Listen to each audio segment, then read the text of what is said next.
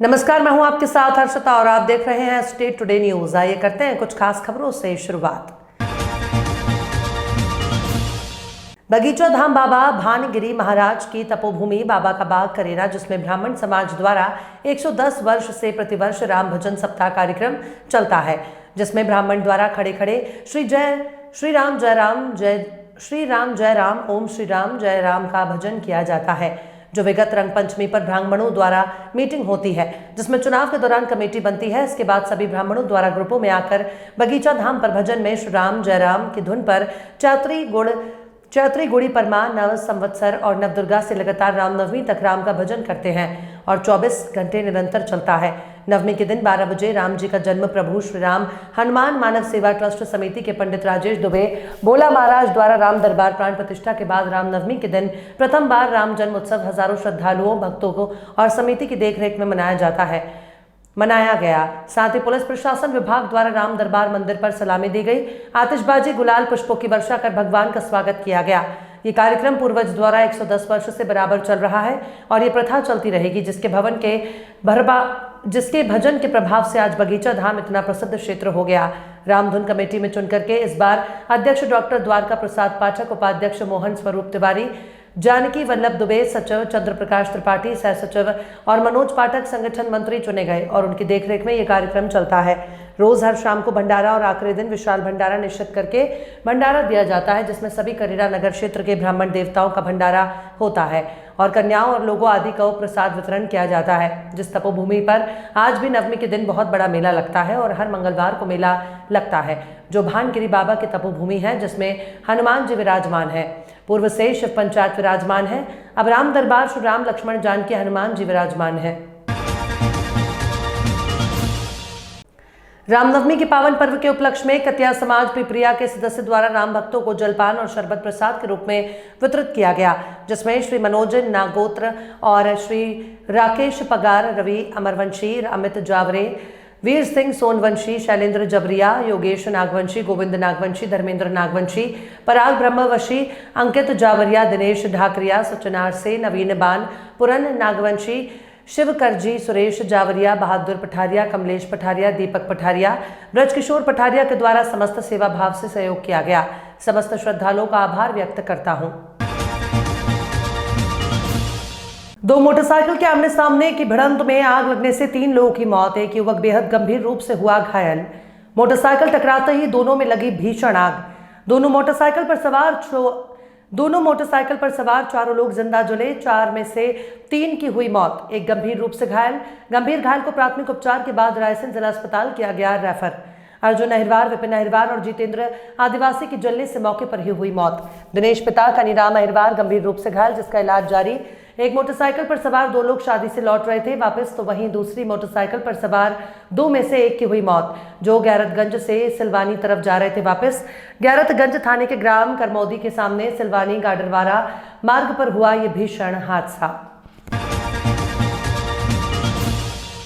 रामनवमी के अवसर पर महाआरती का आयोजन किया गया। 18 अप्रैल को हरिओम बस्ती गांधीनगर में महाआरती का आयोजन देवेंद्र योगी और उनकी पूरी मोहल्ला टीम द्वारा किया गया।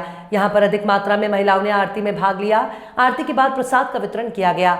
अंत में देवेंद्र योगी ने महाआरती पर पधारे धर्म प्रेमियों का आभार व्यक्त किया।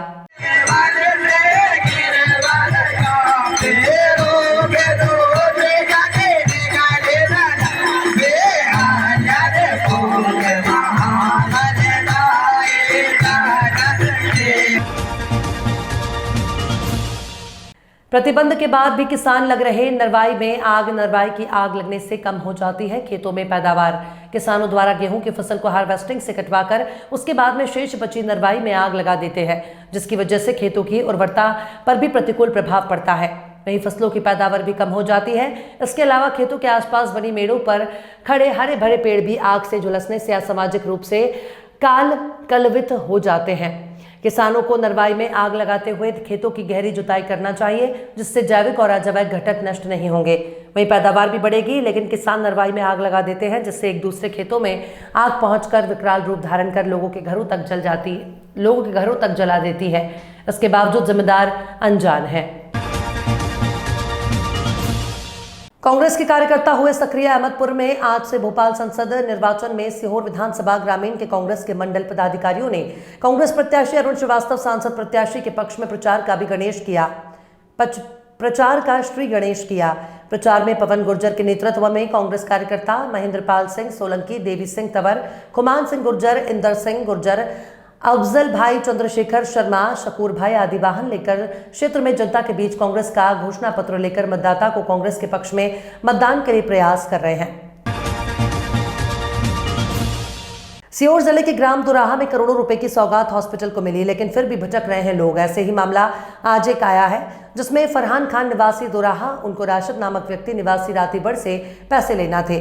उन्होंने जब पैसे मांगे तो उस पर राशिद और एक अन्य व्यक्ति जो उनके साथ था, उनके साथ किसी धारदार चीज से वार कर दिया, जिससे फरहान खान गंभीर रूप से घायल हो गए। जब दुराहा थाने रिपोर्ट लिखवाने पहुंचे तो वहां पर तत्काल चोटों को देखते हुए मेडिकल के लिए दुराहा अस्पताल लाया गया। यहाँ पर एक भी स्टाफ या डॉक्टर उपस्थित नहीं मिला। यहाँ तक कि चोट के कारण फरहान खान की तबीयत बिगड़ती जा रही थी। ऐसा ही 1 घंटे पहले वसीम पिता हकीम निवासी बिछिया, उनको भी गंभीर चोट आई, तब भी कोई डॉक्टर मेडिकल के लिए अस्पताल में उपस्थित नहीं था। तब पत्रकार द्वारा सीहोर सीएमओ सर से संपर्क किया गया। उन्होंने बीएमओ सर से बात करने को कहा कि मैं तत्काल आपकी समस्या को हल करता हूं, लेकिन सोचने की बात यह है कि ऐसी स्थिति में गंभीर चोट वाले मरीज से यदि कोई इमरजेंसी डिलीवरी कैसे आ जाए तो फिर आखिर ऐसे लोग कहां जाएं। करोड़ों रुपए की लागत से ये अस्पताल किसी काम का नहीं है। क्या नाम है आपका? जी हाँ, फरहान खान। कहाँ के रहने वाले? दोराहा। क्या हुआ आपके साथ? सब हमारे साथ जिससे है ना कि मुनाफे से पैसे लेना था मुझे 28,000 रुपये। उससे साहब मैंने पैसे मांगे तो उसने साहब झूमा झटकी करके उसने को खून ये कि कोई भी धारदार चीज़ से उसने हमला कर दिया मेरे ऊपर। 2 इंसान थे, मैं है ना गिर पड़ा, फिर है ना वो है ना गाली बक के मुझे भग गए, वो के कार स्टार्ट कर दी। लेकिन पैसे आपने कैसे लेने थे? किस मामले के थे? मैंने ज़मीन मुनाफे से दी थी उनको 9 लाख रुपये में, जिससे मुझे उन्होंने 5 लाख रुपए दे दिए थे और का 4.5 लाख रुपए मुझे लेना था। तो गांव वालों ने मिलकर कंप्रोमाइज़ करवा दिया मेरा। क्या फरहान भाई कि तुम है ना तुम ऐसा करो 4 लाख रुपए मुझसे, मतलब कि मेरे 4 लाख रुपए दे देता हूँ पैसे और तुमका 50,000 रुपये छोड़ दूँगी। ठीक है, जब भाई छोड़ दे तो पूरी पुलिस वालों ने, इन लोगों ने कंप्रोमाइज़ करवाया मेरा और अपने दोराहा के गाँव वालों ने। उन्हें ठीक है, 50,000 रुपये चलिए मुझे साहब 4 लाख रुपये दिलवा लो। अब साहब उसने साहब 155 कुंटल मुझे गेहूँ तुलवा दी है, बाकी की मुझे 28,000 रुपये उनसे लेना है। और मैंने उनसे तो अभी उसने मुझे फ़ोन लगाया तो मैं खेत पे चला गया, कहना फरहान भाई यहाँ पे आया, मैं सामान लेके जा रहा हूँ। मैं ठीक है राशिद भाई मैं अभी आ रहा हूँ। तो उसने कहा, तो फिर मैंने उससे पैसे मांगे। मैंने ठीक 28,000 रुपये लेके आया, कहने लगा तुझसे बन जाने लग, माँ की बहन की मुझे गाली बकने लगा। और वो उसके बाद मुझे पटक लिया उसने, और उसके बाद छुरी मुरी जो भी मुझके मारी मैंने देख नहीं पाया, लेकिन वो छुरी मारी जो भी मारा उसने। और फिर है ना वो गाड़ी स्टार्ट करके भाग गए, 2 इंसान थे। मध्य प्रदेश की 29 लोकसभा सीटों में से एक विदिशा संसदीय क्षेत्र से मध्य प्रदेश के पूर्व मुख्यमंत्री शिवराज सिंह चौहान ने शुक्रवार को अपना नामांकन रिटर्निंग अधिकारी अरविंद कुमार दुबे के समक्ष पहुंचकर जमा कर दिया।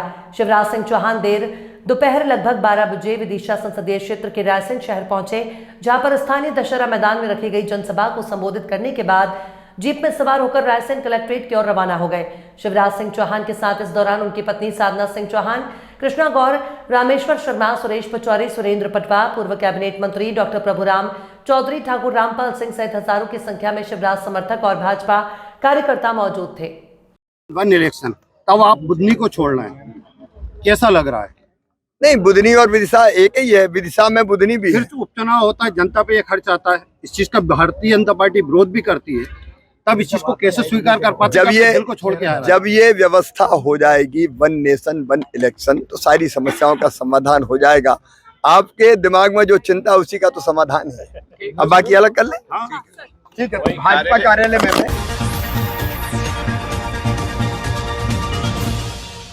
लोकतंत्र का महापर्व लोकसभा चुनाव के प्रथम चरण में शुक्रवार को संस्कारधानी में मतदान हुआ। इससे शहर के सभी मतदान केंद्रों पर लोग मतदान करने पहुंचे। लोगों में उत्साह देखने को मिला।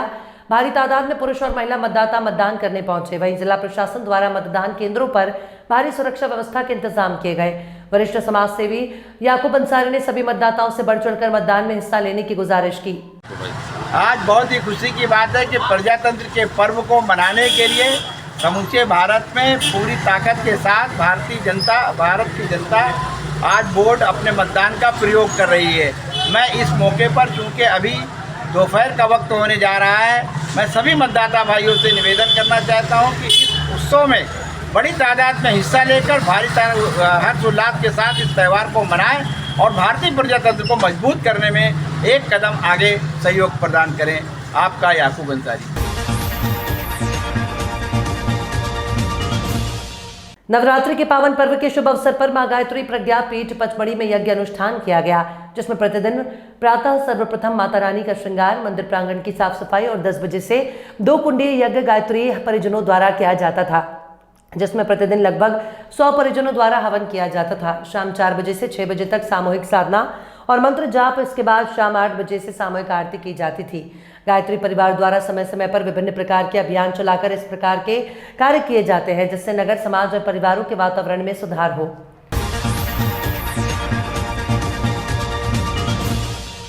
सूत्रों से मिली जानकारी के अनुसार बताया जा रहा है कि उमरिया जिले के ग्राम पंचायत बाका में मतदान करने गई महिला और पुरुष पोलिंग बूथ के पास अचानक महुआ का पेड़ गिरने से हुए घायल। साथ ही एक स्कूटी, एक हीरो होंडा स्प्लेंडर क्षतिग्रस्त हो चुके हैं। बताया जा रहा है कि अधिक तूफान आने के कारण महुआ का पेड़ गिर गया। पेड़ के नीचे पुरुष और महिला खड़े थे, वहीं 2 व्हीलर गाड़ियां खड़ी थी। धूप की वजह से छाया को देखते हुए महुआ के पेड़ का मतदाताओं ने लिया सहारा। खबरों में फिलहाल इतना ही। और भी खबरों के अपडेट्स के लिए आप देखते रहिए स्टे टुडे न्यूज।